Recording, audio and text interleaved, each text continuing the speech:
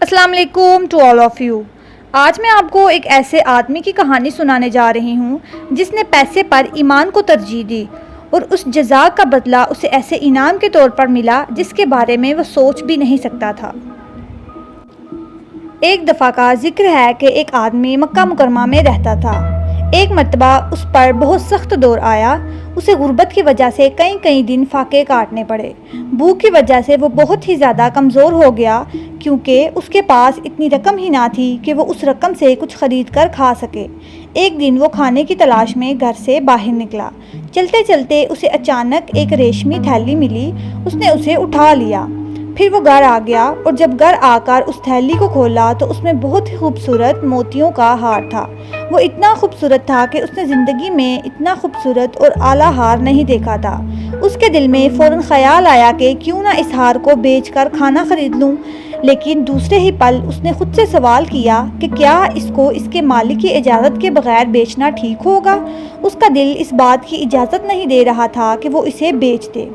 پھر اس نے ہار کو اپنے گھر میں بطور امانت رکھ دیا کہ جب کبھی مجھے اس لے گا تو اسے یہ صحیح سلامت واپس کر دوں گا۔ تھوڑی ہی دیر میں جب وہ گھر سے باہر نکلا تو اس نے دیکھا کہ ایک بڑے میاں بہت پریشان نظر آ رہے ہیں۔ ان کے پاس ایک کپڑے میں 500 دینار تھے اور وہ اعلان کر رہے تھے کہ میری ایک موتیوں کی تھیلی گم ہو گئی ہے۔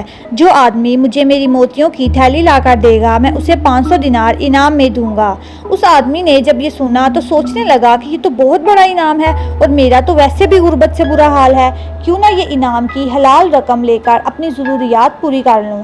چنانچہ وہ بڑے میاں کے پاس گیا اور ان سے موتیوں کے بارے میں کچھ نشانیاں پوچھنے لگ گیا جو کہ انہوں نے سب سچ بتا دیں۔ تو اس آدمی کو یقین ہو گیا کہ یہ اسی بڑے میاں کا ہار ہے۔ اس آدمی نے بڑے میاں کو کہا کہ میرے ساتھ آئیں۔ وہ انہیں اپنے گھر لے آیا اور موتیوں کی تھیلی ان کے سپرد کر دی۔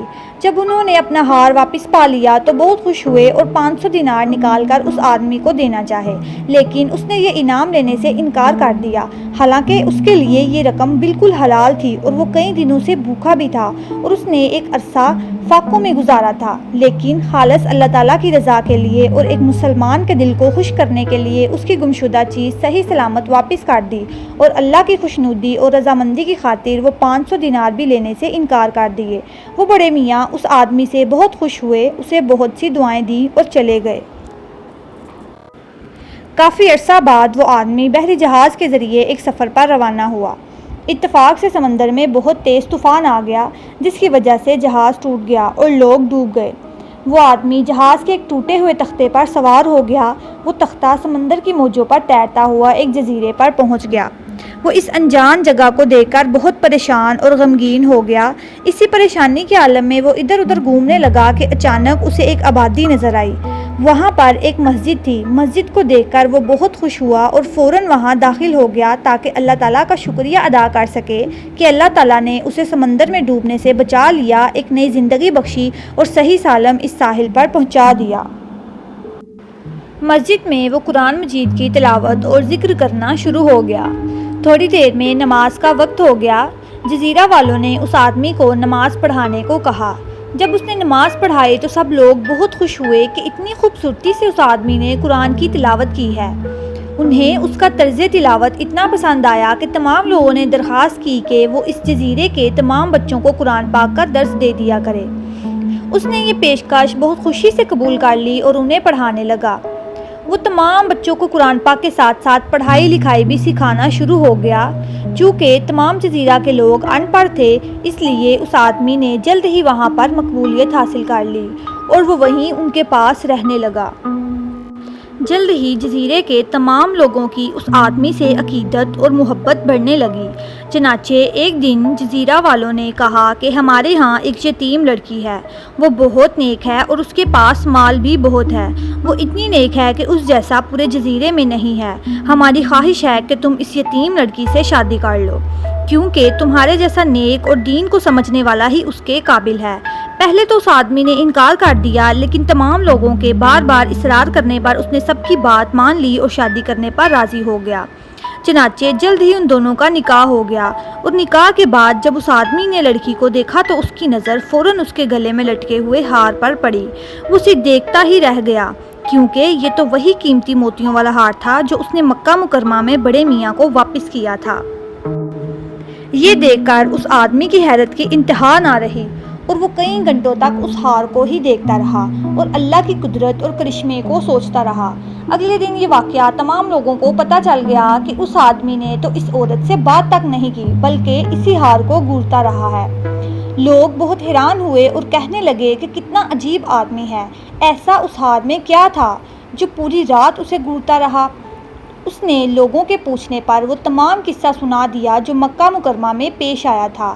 یہ سن کر لوگوں نے خوشی سے نعرہ تکبیر لگانا شروع کر دیا۔ اب وہ آدمی حیران ہوا کہ ان لوگوں کو کیا ہو گیا ہے، آخر اس قصہ میں خوشی کی بات کیا ہے، یہ لوگ اتنے خوش کیوں ہو رہے ہیں؟ تب لوگوں نے اسے بتایا کہ وہ بڑے میاں جن کو آپ نے ہار واپس لوٹا دیا تھا وہ اس لڑکی کے ہی والد تھے، اور جب وہ مکہ مکرمہ سے واپس آئے تو ہمیشہ کہا کرتے تھے کہ میں نے کسی مکمل مسلمان کو نہیں دیکھا مگر میں ایسے شخص کو ملا جو بہت نیک اور ایمانت دار تھا، اس نے میرا گمشدہ ہار واپس کیا تھا۔ وہ بڑے میاں ہمیشہ دعا کیا کرتے تھے کہ اے اللہ اس آدمی سے میری دوبارہ ملاقات کروا دے تاکہ میں اپنی بیٹی کی شادی اس کے ساتھ کر دوں۔ لوگوں نے کہا کہ بڑے میاں کی آرزو آج پوری ہو گئی، اس لیے ہم خوشی سے نعرے لگا رہے ہیں۔ اس واقعہ سے ہمیں یہ سبق ملتا ہے کہ اللہ تعالیٰ انسان کی نیکی کا صلہ اسے ضرور دیتے ہیں، بس انسان کی جلد بازی اسے ناشکرا بنا دیتی ہے۔ وہ اللہ کی طرف سے حائل رکاوٹوں اور تاخیر کے پیچھے کی حکمت کو سمجھ ہی نہیں پاتا۔ اللہ تعالیٰ ہمیں کبھی مایوس نہیں لوٹاتا۔ ہمیں چاہیے کہ صبر و شکر سے انتظار کریں اور دعا کرتے رہیں۔ قسمت کب حالات بدل دے ہم اس کا اندازہ بھی نہیں لگا سکتے۔ اسی بات کے اختتام پر میں آپ سب سے اجازت چاہوں گی، تب تک کے لیے اللہ حافظ۔